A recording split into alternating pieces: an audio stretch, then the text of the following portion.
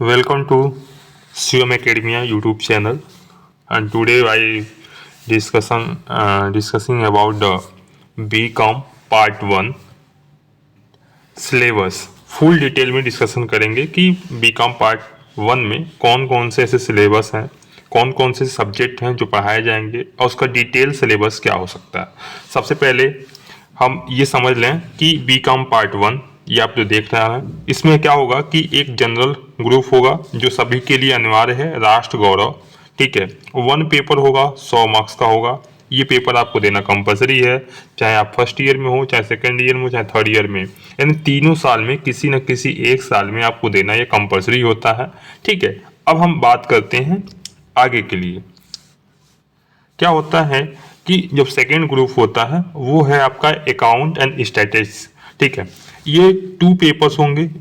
Every जो papers होगा, ठीक है, वो 100 मार्क्स का होगा। पहला है आपका, यानी बीकॉम फर्स्ट ईयर में ध्यान दें, फाइनेंशियल अकाउंटिंग पहला पेपर, यानी group A account and stats में पहला फाइनेंशियल अकाउंटिंग। अभी हम डिस्कस करेंगे कि मूल सिलेबस क्या है और पूरा डिटेल सिलेबस क्या है, सब्जेक्ट क्या है। फिर बिजनेस स्टडी, ये ग्रुप ए हो गया। जो बीकॉम पार्ट में 6 सब्जेक्ट पढ़ेंगे आप लोग, उसका पहला जो ग्रुप है वो है अकाउंट एंड स्टैटिस्टिक्स। ठीक है, तो ध्यान देना है, उसमें फाइनेंशियल अकाउंटिंग और बिजनेस स्टडीज। ठीक है, अब आगे देखते हैं। दूसरा है बेटा कि बिजनेस एडमिनिस्ट्रेशंस। ठीक है, इसमें हम पढ़ना है प्रिंसिपल ऑफ मैनेजमेंट और बिजनेस कम्युनिकेशन क्या होता है। ठीक है, थर्ड जो ग्रुप है आपका वो है economy and finance physical administrations.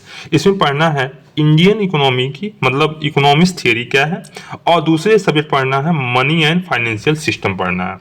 बात क्लियर है यहाँ तक? ये आपके नहीं, इन टोटल अगर 6 सब्जेक्ट पढ़ना है तो वो है financial accounting, business statics, principle of management, business communication, economic theory and the money and financial system. ये 6 सब्जेक्ट आपको बीकॉम फर्स्ट ईयर में जो प्राइवेट के छात्र हैं वो ये पेपर देंगे। क्योंकि रेगुलर वाले अब क्या हुआ है कि सेमेस्टर प्रणाली हो गई है, तो उनको सेमेस्टर के हिसाब से सिलेबस दिया गया है। लेकिन ये एनुअल के लिए है, जो एनुअल से फॉर्म भरे हैं, जो प्राइवेट फॉर्म भरे हैं उनके लिए सिलेबस है, और वही ये सिलेबस बीकॉम पार्ट 1 के लिए है, तो कृपया ध्यान दें। अब मैं बात करूंगा इसके डिटेल सिलेबस के बारे में।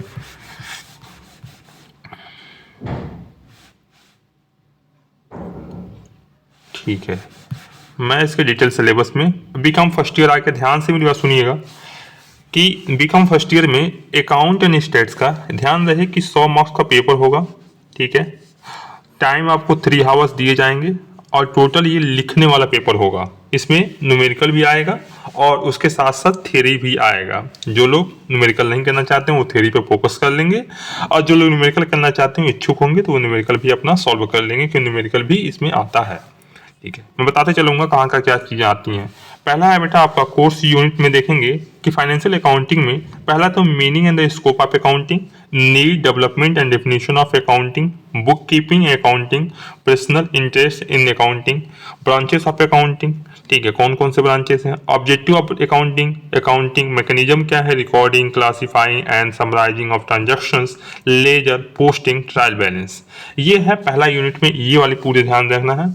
दूसरा यूनिट है कैपिटल एंड रेवेन्यू। कैपिटल क्या है, रेवेन्यू क्या है, क्लासिफिकेशन ऑफ इनकम क्या है, क्लासिफिकेशन ऑफ एक्सपेंडिचर क्या है, क्लासिफिकेशन ऑफ रिसिप्ट क्या है, फाइनेंस अकाउंट क्या है, मैन्युफैक्चरिंग अकाउंट क्या है, ट्रेडिंग अकाउंट क्या है, प्रॉफिट एंड लॉस अकाउंट क्या है, इसी को बोलते हैं profit and loss appropriation account. ठीक है, बैलेंस शीट क्या है, एडजस्टमेंट जो एंट्री होती है वो क्या क्या है।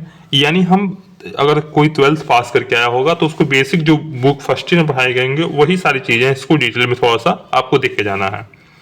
चलिए बात कर लेते हैं डेप्रिसिएशन। डेप्रिसिएशन आपने पढ़ा होगा क्लास 12th में।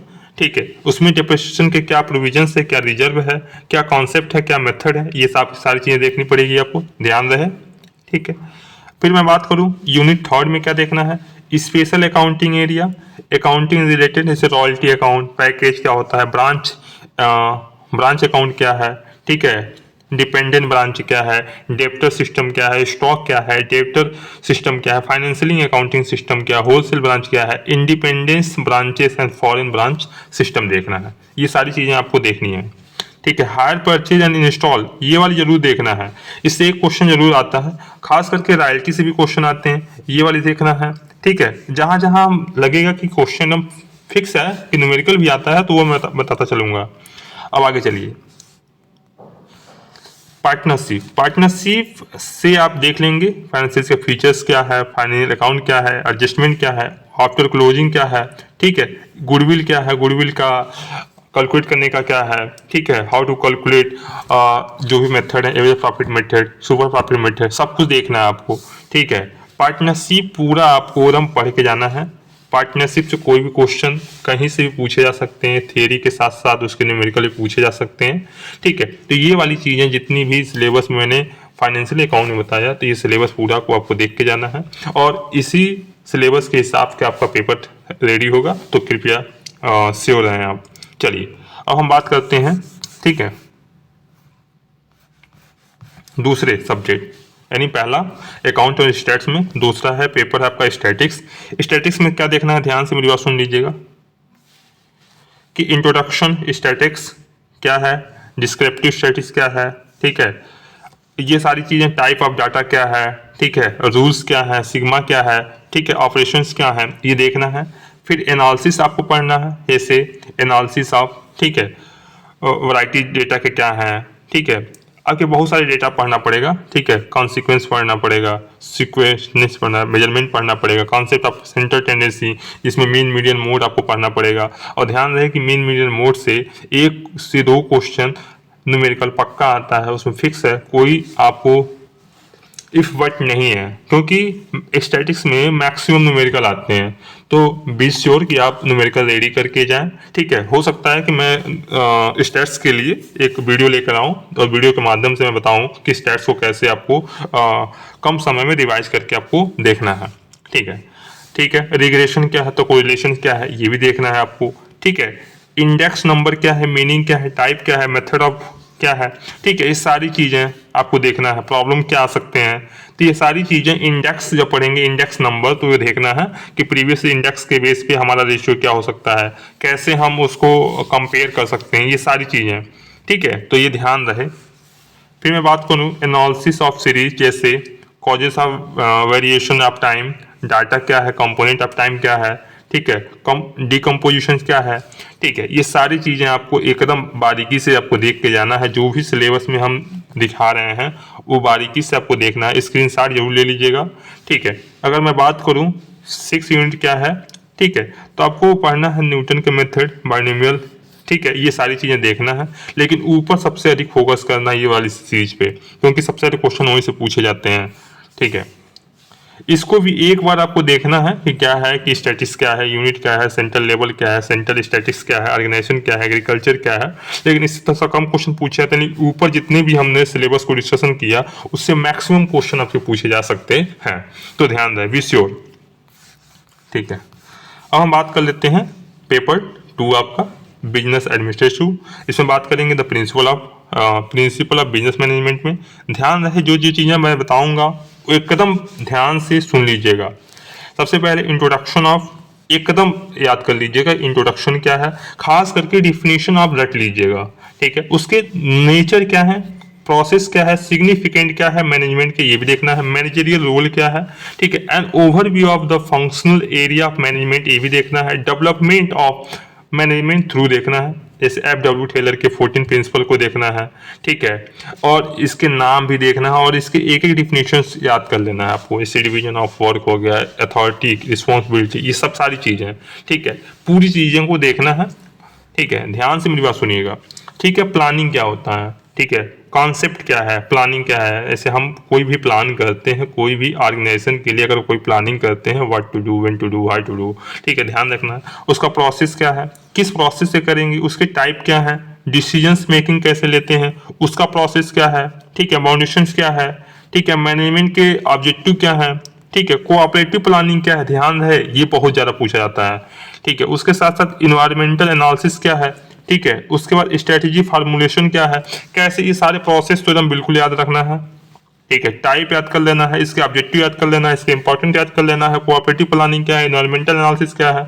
ठीक है, ये सारी चीज़ें आपको रटी होनी चाहिए। ठीक है, क्योंकि बी श्योर कहीं से भी एग्जामिनर क्वेश्चन बना सकते हैं और आपको बी श्योर आपको लिख के आना है तो आना है। ठीक है, चलिए ध्यान रहे ऑर्गेनाइजिंग एंड कॉन्सेप्ट। ठीक है, ऑर्गेनाइजिंग क्या है, उसके कॉन्सेप्ट क्या है, नेचर क्या है, प्रोसेस क्या है, सिग्निफिकेंट क्या है, अथॉरिटी क्या है, रिस्पॉन्सिबिलिटी देखिए आ गया ना, रिलेशनशिप क्या है, सेंट्रलाइजेशन और डिसेंट्रलाइजेशन में डिफरेंस पूछ सकता है। ठीक है, ये पूछ सकता है कि डिपार्टमेंटल जो होता है उसमें क्या डिफरेंस हो सकता है। ठीक है, ऑर्गेनाइजेशन में जो स्ट्रक्चर फॉर्म होते हैं, ठीक है, चाहे कंटीजेंसी जो फैक्टर्स होते हैं वो कौन से फैक्टर्स हैं, उसको अफेक्ट कैसे कर सकते हैं, तो वो सारी चीजें पॉइंट में आपको रख के जाना है। खास करके आपको सेंट्रलाइजेशन डिसेंट्रलाइजेशन में डिफरेंस पूछ सकता है, अथॉरिटी एंड रिस्पॉन्सिबिलिटी से डायरेक्ट क्वेश्चन पूछ सकते हैं, उसके अंतर पूछ सकता है, उसका डिफरेंस क्या क्या है, ये चीजें ध्यान रखना है। ठीक है, अब बात कर लेते हैं कि मोटिवेशन क्या है। This is the most important, ये यूनिट बहुत ज्यादा इंपॉर्टेंट है, ध्यान रहे कि मोटिवेशन एंड द लीडरशिप। ठीक है, people of at work, motivation concept क्या है, जैसे थियरी आपको पूछ सकता है कि मैस्लो की थ्योरी क्या है, हार्बर्ज की थ्योरी क्या है, ठीक है, ओची की थ्योरी क्या है, फाइनेंशियल और नॉन फाइनेंशियल जो इंसेंटिव दे जाते हैं कि प्रमोट करने के लिए वो क्या है। ठीक है, कोऑर्डिनेशन क्या है, कोऑर्डिनेशन की मीनिंग क्या है, इंपॉर्टेंट क्या है, मेथड क्या है, लीडरशिप क्या है, कॉन्सेप्ट क्या है, लीडरशिप स्टाइल क्या है, लीडरशिप थियरी क्या है, और communication. This is the most important, एक क्वेश्चन तो ये होगा ही होगा कि कम्युनिकेशन क्या है, प्रोसेस क्या है, वेरियस क्या है, इफेक्टिव कम्युनिकेशन क्या है, ये ध्यान रहे। और इसी में एक्स वाई जो थियरी आती है वो थियरी भी आपको पढ़ के ध्यान से जाना है। अब जितना भी प्रोसेस हो, प्रोसेस तो एकदम रटी लेना है, प्रोसेस से हर एक टाइप के क्वेश्चन बन जाते हैं और वो लॉन्ग में ही क्वेश्चन बनते हैं। बी श्योर और उसके इंपॉर्टेंट नेचर, ये सारी चीजें आपको प्रॉपरली देख के जाना है। अगर कोई भी डाउट होगा तो कमेंट बॉक्स आपके लिए खुला हुआ है, कमेंट बॉक्स में जरूर कमेंट करिएगा। ठीक है, फिर बात कर लेते हैं कि मैनेजरियल कंट्रोल क्या है, यानी कंट्रोलिंग क्या है, कॉन्सेप्ट क्या है, प्रोसेस क्या है, effective and the controlling system क्या है, टेक्निक ऑफ कंट्रोलिंग क्या है। ठीक है, ट्रेडिशनल और मॉडर्न अप्रोच से कैसे हम कंट्रोल चीजों को कर सकते हैं एज इट इज हम मैनेजमेंट जो करते हैं। ठीक है, कोई भी ऑर्गेनाइजेशन होगा तो उसको हम कैसे कंट्रोल करेंगे, कौन कौन से टेक्निक्स यूज करेंगे, उस टेक्निक्स को आपको पढ़ के जाना है। बी श्योर कि आप मेरी पॉइंट को ध्यान से सुन रहे होंगे, क्योंकि मैं जो चीज बता रहा हूँ अपने एक्सपीरियंस से बता रहा हूँ। ठीक है, कैसे अच्छा नंबर लाया जा सकता है, मैं ये इसके लिए एक वीडियो बनाऊंगा प्रॉपरली, लेकिन ये ध्यान रहे कि सिलेबस पहले समझ लें कि सिलेबस में दिया गया क्या है। ठीक है, अब बात करते हैं कि मैनेजमेंट चेंज क्या है, कॉन्सेप्ट क्या है, नेचर क्या है, प्लानिंग क्या है। ठीक है, ये सारी चीजें आपको एकदम देख के जाना है प्रॉपरली, बी श्योर। ठीक है, बात कर लेते हैं बिजनेस कम्युनिकेशन। ये पेपर ना बहुत ईजी आता है, तो ध्यान रहे कि इसमें ज़्यादा मेहनत करने की ज़रूरत नहीं है, लेकिन हाँ एक बार बी श्योर की सिलेबस देख लें और सिलेबस के हिसाब से एक शॉर्ट नोट्स बना लें और उसके हिसाब से पढ़ें कि बिजनेस कम्युनिकेशन क्या है। ठीक है, बिजनेस कम्युनिकेशन के मॉडल क्या है, प्रोसेस क्या है। ठीक है, उसके साथ साथ इफेक्टिव कम्युनिकेशन क्या है, थ्योरी ऑफ कम्युनिकेशन क्या है, ऑडियंस एनालिसिस क्या है। ठीक है, ऑडियंस को कैसे आप एनालिसिस करते हैं, ये ध्यान रहे। ठीक है, बात करते हैं सेल्फ डेवलपमेंट, जैसे स्वॉट एनालिसिस क्या होता है। स्वॉट का फुल फॉर्म पता है आपको, कितना? स्वॉट मीन्स स्ट्रेंथ, वीकनेस। ठीक है, O for opportunity, T for आपको कमेंट बॉक्स में जरूर बताना है। ठीक है, ओट मॉडल। ठीक है, इंटरडिपेंडेंस, होल कम्युनिकेशन क्या होता है, ये सारी चीजें। इसी के साथ साथ पॉजिटिव पर्सनल एटीट्यूड क्या होता है, एटीट्यूड की डेफिनेशन जरूर रखिएगा आप लोग। ठीक है, डायरेक्ट क्वेश्चन पूछे जा सकते हैं। बात कर लेते हैं कोऑपरेटिव कम्युनिकेशन क्या होती है, फॉर्मल कम्युनिकेशन क्या होती है। जैसे ऑफिस में कोई और बात होगी, हम बात किसी और तरीके से करते हैं, लेकिन घर पे किसी और तरीके की बात कर सकते हैं। अपने मैनेजर से हम फॉर्मल में बात करते हैं, लेकिन मैनेजर जब ऑफिस में होते हैं तो फॉर्मल में, और जैसे बाहर हम मिलते हैं तो इनफॉर्मल हो जाते हैं। ऐसे ही फॉर्मल इनफॉर्मल कम्युनिकेशन क्या है, इनके बीच में डिफरेंस क्या है, ये चीज़ें ध्यान रखें। ठीक है, नेटवर्क क्या है। ठीक है, ये सारी चीजें और कम्युनिकेशन के जो वेरियस होते हैं वो 10 मार्क्स में हमेशा पूछे जाते हैं, और कैसे हम अपने कम्युनिकेशन को इम्प्रूविंग कर सकते हैं, ये बात ध्यान रहे, इससे भी क्वेश्चन आजकल बन रहे हैं। ठीक है, देख सकते हैं कि लिखा है कि practice in the business communication, जैसे ग्रुप डिस्कशन क्या हो गया, जैसे मॉक इंटरव्यूज आप देखे होंगे, IAS PCS के इंटरव्यूज में यूट्यूब से बहुत सारे आते हैं, उसको देखना है। सेमिनार क्या है, इफेक्टिव लिसनिंग एक्सरसाइज क्या है। अगर कहा जाता है ना कि अगर आप एक अच्छा वक्ता बनना चाहते हैं तो उससे पहले एक अच्छा अच्छा लिसनर जरूर बनिए। तो ये चीज़ें भी ध्यान रखना है।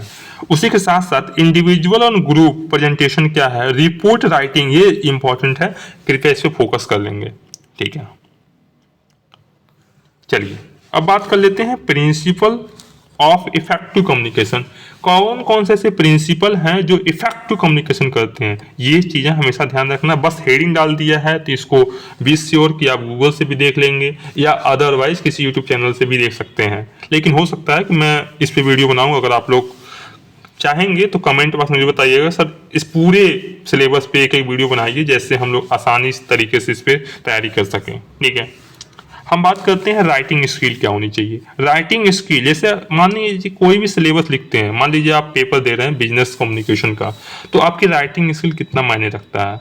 दिस इज द इम्पॉर्टेंट कि आपकी राइटिंग स्किल ही आपको एग्जाम में अच्छा नंबर दिलाएगी, क्योंकि एग्जामिनर जो आपको कॉपी चेक करेगा वो आपके फेस को देख कर नंबर नहीं देगा, आपके कॉपी पे नंबर देगा। तो राइटिंग स्किल अच्छी होनी चाहिए। जैसे प्लानिंग की बिजनेस एज इट इज हम राइटिंग स्किल देखेंगे बिजनेस में कि प्लानिंग बिजनेस क्या है, मैसेज क्या है, री राइटिंग क्या है, एडिटिंग क्या है, ठीक है, फर्स्ट ड्राफ्ट क्या है, ये सारी चीज़ें कैसे हम एक अच्छा गुड न्यूज़ लिख सकते हैं, कैसे बैड लेटर बना सकते हैं, ठीक है, कैसे हम सेल्स लेटर बना सकते हैं, कलेक्शंस लेटर कैसे बना सकते हैं, ऑफिस मेमोरेंडम कैसे बना सकते हैं। जो भी बिजनेस में जो चीज़ें की जाती हैं एज इट इज उसको एक कॉपी के फॉर्म में, एक पेपर के फॉर्म में लिखा जाता है। तो वो पेपर के फॉर्म में आप कैसे लिखते हैं, उसका एक प्रॉपर सीक्वेंस क्या हो सकता है, किस तरीके से उसके मॉडल को डिजाइन किया जा सकता है, और कितना इफेक्टिव लिखते हैं कि अगला जब पढ़े उस पेपर को देखते ही आप उसको मन मोहित हो जाए आपसे। ठीक है, इस तरह से आपको राइटिंग स्किल आपको डेवलप करनी है। फिर बात करते हैं कि उसका रिपोर्ट कैसे रेडी करें। रिपोर्ट में देखेंगे प्रपोजल क्या होता है, शॉर्ट रिपोर्ट क्या होता है, फॉर्मल रिपोर्ट क्या होता है, रिपोर्ट पर ठीक है प्रिपरेशन कैसे करते हैं, कैसे हम रिपोर्ट को बनाते हैं, वो पूरी प्रक्रिया। ओरल प्रेजेंटेशन क्या होता है, प्रिंसिपल ऑफ ओरल प्रेजेंटेशन क्या होता है, फैक्टर ऑफ अफेक्टिंग क्या होती है, प्रेजेंटेशन क्या होता है, सेल्स प्रेजेंटेशन क्या होता है, ट्रेनिंग प्रेजेंटेशन क्या होता है, कंडक्टिंग सर्वे क्या होता है, ठीक है, स्पीचेस टू मोटिवेट क्या होता है, इफेक्टिव प्रेजेंटेशन स्किल क्या होती है। सारी चीज़ें आपको प्रॉपरली देखना है। मैंने खास करके जो चीज़ों पे जोर दिया है उस पर ध्यान रहे। अगर आप देखेंगे एक एक वर्ड का एक एक मीनिंग निकलेगा, तो आपको बस कॉन्सेप्ट क्लियर होना चाहिए कि क्या होनी चाहिए। ठीक है, बी श्योर कि आप देख लेंगे इसको। ठीक है, फिर बोलते हैं कि नॉन वर्बल एस्पेक्टिव, ठीक, एस्पेक्ट से कम्युनिकेशन क्या होता है, जैसे बॉडी लैंग्वेज कैसी होनी चाहिए। देखते होंगे कि बहुत सारे ऐसे वक्ता होते हैं जो बोलते हैं ना, तो उनकी बॉडी लैंग्वेज, हाथ ऐसे करेंगे, खास करके आप देख पाएंगे मोदी जी के बारे में कि उनकी जो कम्युनिकेशन स्किल है वो काफ़ी सॉल्व है, पूरे विश्व में और विख्यात हैं। तो उनकी बॉडी लैंग्वेज, बोलने का तरीका, ठीक है, कैसे वो चीज़ों को प्रेजेंट करते हैं, ये ज़्यादा इंपॉर्टेंट रखता है। इफेक्टिव लिसनिंग क्या होता है, प्रिंसिपल ऑफ इफेक्टिव लिसनिंग क्या है, फैक्टर अफेक्टिंग लिसनिंग एक्सरसाइज क्या है, ओरल राइटिंग क्या है, वीडियो सेशन क्या है, इंटरव्यू स्किल क्या है, ठीक है, अपेयरिंग इंटरव्यू क्या है, ठीक है, कंडक्टिंग इंटरव्यू क्या है, उसके साथ राइटिंग रिज्यूम क्या है, लेटर क्या है, एप्लीकेशन क्या है, मॉडर्न क्या है कम्युनिकेशन के, ठीक है, ईमेल क्या है, वीडियो कॉन्फ्रेंसिंग क्या है। ये सारी चीज़ें आपको बिजनेस कम्युनिकेशन में सारी चीज़ें देख के जानी है। आई होप दैट कि आपको ये चीज़ें समझ में आ रही होंगी। अगर समझ में आ रही हो तो कमेंट बॉक्स में जरूर बताइएगा। हाँ, और हाँ, एक सूचना और है आप लोगों के लिए कि मेरा व्हाट्सएप चैनल, ठीक है, व्हाट्सएप चैनल का लिंक मैंने इसमें डाल दिया है। कोई भी क्वेरी ज़्यादा हो तो इंस्टाग्राम पे फॉलो करके वहाँ पूछ सकते हैं। उसी के साथ साथ आप टेलीग्राम चैनल को जरूर ज्वाइन करिएगा। हो सकता है कि मैं उसमें इंपॉर्टेंट नोट्स भी आपको प्रोवाइड करूँ। ठीक है, विश्व आगे बढ़ते हैं। बात कर लेते हैं कि लास्ट वाले जो ग्रुप है आपका वो है economics and physical administration group. इसमें बात करते हैं थ्योरी, इकोनॉमिक थ्योरी के बारे में। क्या है, ध्यान से मेरी बात सुनिएगा। इंट्रोडक्शन क्या है, इकोनॉमिक्स क्या होती है, नेचर ऑफ इकोनॉमिक्स क्या है, डिफिनीशन क्या है, स्कोप क्या है, माइक्रो इकोनॉमिक्स क्या है, मैक्रो इकोनॉमिक्स क्या है, उसके एस्पेक्ट क्या है, ठीक है, यूटिलिटी एनालिसिस क्या है, ठीक है, आपको कैसे यूटिल्स में हम मेजर करते हैं, लॉ ऑफ मार्जिनल यूटिलिटी क्या है, ठीक है, सब्स्टिट्यूशंस ऑफ लॉ क्या है, उसके साथ साथ लॉ ऑफ डिमांड क्या है, इट्स इलास्टिसिटी ऑफ डिमांड क्या है, ठीक है, कॉन्सेप्ट क्या है, measurement of elasticity of demand क्या है, जैसे प्राइस हो गया, इनकम हो गया, क्रॉस इलास्टिसिटी, ये तीनों चीज़ें देख के जाना है आपको। इसके साथ साथ एवरेज रेवेन्यू क्या है, मार्जिनल रेवेन्यू क्या है, इलास्टिसिटी ऑफ डिमांड क्या है, डिटर्मिनेशन ऑफ देखें तो इलास्टिसिटी ऑफ क्या है, डिमांड क्या है, इंपॉर्टेंट क्या है इलास्टिसिटी का, इंडिफरेंस स्कोर भी क्या होता है, analysis effective of change in the income ये क्या होता है, उसके साथ साथ price on the consumer equilibrium क्या होता है, कंज्यूमर सरप्लस क्या होता है, ये सारी चीजें आपको पढ़ के जाना है। चलिए अब मैं बात करूंगा तो प्रोडक्शन क्या है, जैसे प्रोडक्शन करते होंगे ना, एज ए कंज्यूमर के पॉइंट ऑफ व्यू से देखना है, एक प्रोड्यूसर के पॉइंट ऑफ व्यू से देखना है। तो प्रोडक्शन क्या है, लॉ वेरिएबल प्रोपोर्शन क्या है, इंटरनल व एक्सटर्नल इकोनॉमिक्स क्या है, इसके साथ साथ आपको ये भी देखना है, ठीक है, उसके डायमेंशंस क्या क्या है, ठीक है, वी श्योर कि क्लियर हो रही होगी बात। फिर मैं बात करूंगा कि थियरी ऑफ कॉस्ट, जैसे किसी भी प्रोडक्ट को बनाते होंगे तो उसकी कुछ कॉस्ट आती होगी, और कॉस्ट आएगा तभी तो हम मार्केट में सेल करेंगे कि उसके प्राइस को रीजनेबल रख के, ठीक है, कुछ प्रॉफिट लेके। तो थियरी ऑफ कॉस्ट क्या है, रेवेन्यू क्या है, शॉर्ट रन वो लॉन्ग रन कॉस्ट कर्व क्या है, ट्रेडिशनल वो मॉडर्न अप्रोचेस क्या क्या है, उसी के साथ साथ कॉन्सेप्ट ऑफ रेवेन्यू क्या है, टोटल रेवेन्यू क्या है, एवरेज रेवेन्यू क्या है, उसके साथ साथ मार्जिनल रेवेन्यू क्या है, ठीक है, वी श्योर कि आप देखेंगे इसको। चलिए अब बात कर लेते हैं इसका फोर्थ वाला मार्केट स्ट्रक्चर। आपको देखना है कि मार्केट स्ट्रक्चर क्या है, बिजनेस डिसीजंस क्या है, इसके ऑब्जेक्टिव क्या है, उसके फॉर्म क्या है। इसी के साथ साथ आपको परफेक्ट कम्युनिकेशन, मोनोपोली, ठीक है, मोनोपोलिस्टिक कम्युनिकेशन कंपटीशन को देखना है, और इसमें ध्यान रहे कि ये जो भी चीज़ें इसमें आगे लिखी गई हैं वो देख लेना है। आपको पूरा मार्केट स्ट्रक्चर को देखना है कि परफेक्ट कंपटीशन क्या है, उसमें प्राइस क्या है, सप्लाई क्या है, कैसे उसको चेंज हो सकता है, मोनोपोली क्या है। उसी के साथ साथ आपको ये भी देखना है ओलियोपोली क्या है, उसकी विशेषताएं क्या है, ठीक है, कैसे एक दूसरे से लिंक है। और ये भी ध्यान रखना है ये 4-5 आपके कंपटीशन है मार्केट के, उसमें ये देख लेना है कि डिफरेंस क्या क्या है, ठीक है। डायरेक्ट क्वेश्चन पूछे जा सकते हैं कि उनके डिफरेंस को आप बताइए, ठीक है। और खास करके जो मैं छोटी छोटी वर्ड है ना इसमें, उससे आपके शॉर्ट क्वेश्चन बनते हैं। तो वी श्योर शॉर्ट में कहीं पे भी कोई कुछ भी पूछ सकता है, उसका कोई क्राइटेरिया डिसाइडेड नहीं होता है। बात कर लेते हैं फैक्टर ऑफ, ठीक है, ध्यान रहे कि फैक्टर ऑफ प्राइसेस क्या है, मार्जिनल प्रोडक्टिविटी थियरी क्या है, डिमांड फॉर फैक्टर्स क्या है, नेचर ऑफ सप्लाई क्या है, फैक्टर्स क्या है, इनपुट क्या है, determination of wage rate and under perfect competition क्या है।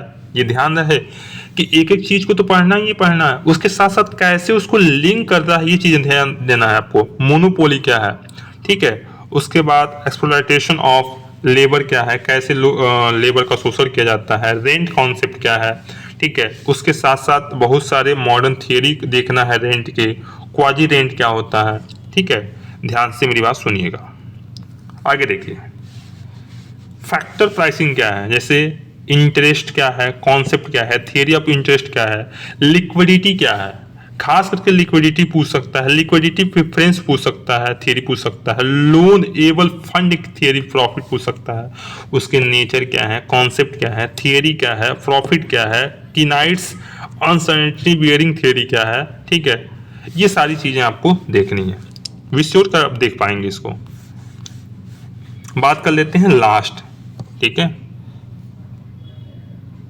लास्ट में चीजों को देखेंगे। एक सेकेंड, कि इकोनॉमिक एंड फिजिकल, ठीक है, एडमिनिस्ट्रेशन ग्रुप क्या है, इसमें आपको ध्यान देखना है। इसका लास्ट है मनी एंड फाइनेंशियल सिस्टम, ये मनी क्या है, मनी के फंक्शंस क्या हैं, मनी ऑफ सप्लाई क्या है, इंडिया देयर डिफरेंस क्या है, मीनिंग क्या है, ठीक है, उससे रिलेटेड हाई पावर्ड मनी क्या है, ठीक है, sources of change in the high power money क्या है, तो इन मनी से रिलेटेड चीज़ों को देखना है। मनी का फाइनेंस का रोल क्या है, क्या आपकी इकोनॉमी में कैसे रोल करता है, कितने टाइप्स के फाइनेंस होते हैं, फाइनेंशियल सिस्टम क्या होता है, उसके कंपोनेंट्स क्या होते हैं, फाइनेंशियली इंटरमीडिएटेड क्या होता है, मार्केट के जो इंस्ट्रूमेंट होते हैं वो क्या होते हैं और देयर फंक्शंस, उसके फंक्शंस क्या हैं, ये ध्यान देना है। बात कर लेते हैं इंडियन बैंकिंग सिस्टम को ध्यान देखना है, जिसमें बार्टर सिस्टम से लेके हर एक चीज़ों को समझना है। ठीक है, तो विश श्योर आप सारी चीज़ों को यहाँ देख पा रहे होंगे। एक बार थोड़ा सा वीडियो को पॉज करिएगा और देखिएगा, चीज़ें नहीं समझ में आएगी तो कमेंट बॉक्स खुला हुआ है आपके लिए। ठीक है, चलिए फिर बात कर लें थोड़ा सा। प्रोसेस ऑफ क्रेडिटिकेशन ऑफ बैंक क्या है, ठीक है, ये ध्यान देना है। डिटर्मिनेशन ऑफ मनी क्या है, supply and total bank credit क्या है, development bank and other non banking financial institutions क्या है, देयर मेन फीचर्स क्या है, ठीक है, unregulated credit market in India main features क्या है, ध्यान देना है। आरबीआई के बारे में तो आपको पूरा पढ़ना ही है, उसके मॉनेटरी पॉलिसी के बारे में, आरबीआई क्या है, उसका इंस्ट्रूमेंट्स क्या है, क्रेडिट कंट्रोल कैसे है, क्या क्या फीचर्स है, ये चीज़ें आपको ध्यान देना है। ठीक है, चलिए अब देखते हैं कि problem and the policy of allocation of, ठीक है, क्रेडिट कैसे करते हैं, क्या प्रॉब्लम क्रिएट होते हैं, खास करके जब problem between the government and the commercial sectors में के बीच में क्या प्रॉब्लम होते हैं, internal sectoral and internal regional problem क्या हो सकते हैं, problem between the large and the small borrowing क्या हो सकते हैं, ऑपरेशंस क्या होते हैं, conflicting the pressure before and after bank nationalisation in 1969। आपको बताना है कमेंट बॉक्स में कि 1969 में कितने बैंकों का नेशनलाइजेशन किया गया था, उसके बाद एक बार और नेशनलाइजेशन किया गया था। ठीक है, वो सन बताना है आपको कमेंट बॉक्स में। चलिए देख लेते हैं आगे कि इंटरेस्ट रेट क्या है, वेरियस रेट इन इंडिया क्या है, ठीक है, bond rate, bill rate, deposit rate and etcetera, सारी चीज़ें आपको बी श्योर होके देखना है। आई होप सो कि आपको ये चीज़ें समझ में आई होगी। मैं एक चीज़ और आपको बता दूं यहीं पे, इसकी चीज़ों को कैसे ध्यान देना है। सबसे पहले आपको डिफिनीशन तो रखना ही है, ठीक है, उसके नेचर देखना है, उसके इम्पोर्टेंस देखना है, ठीक है, उसके फैक्टर्स देखना है अगर होगा तो फैक्टर्स, ठीक है, उसके साथ साथ अगर किसी चीज में डिफरेंस पूछा गया है तो डिफरेंस देख लेना है। ठीक है, ये सारी चीजें, डिफिनेशन तो एकदम रटा होना ही चाहिए, और जितना पॉइंट लिख सकते हैं उतना पॉइंट लिखने की कोशिश करिएगा। और कोई भी क्वेश्चन अगर एग्जाम में नहीं आता है, उस कंडीशन में आपको एक ही चीज करना है, उस शब्द को पकड़ के कुछ ना कुछ जरूर लिख के आना है। क्वेश्चन कभी भी एग्जाम में ड्रॉप नहीं करना है, तभी आप अच्छा नंबर पा सकते हैं। और अगर कोई दिक्कत होगी तो मैं बनाऊंगा कि कैसे एक अच्छा नंबर लाया जा सकता है बीकॉम पार्ट 1 में, ठीक है, चाहे बीकॉम स्टूडेंट्स के लिए। तो बी श्योर कि आपको ये सिलेबस पूरी तरह से समझ में आ गया होगा। ठीक है, अब हम क्या करेंगे कि ये चीज़ें देख लीजिएगा, अगर कोई भी दिक्कत होगा, डाउट होगा तो आप लिए कमेंट बॉक्स खुला हुआ है। उसी के साथ साथ मैं सोशल मीडिया लिंक आपको डिस्क्रिप्शन बॉक्स में दे दूंगा। तब तक बने रहिए हमारे चैनल पे, फिर मिलते हैं एक नए वीडियो में।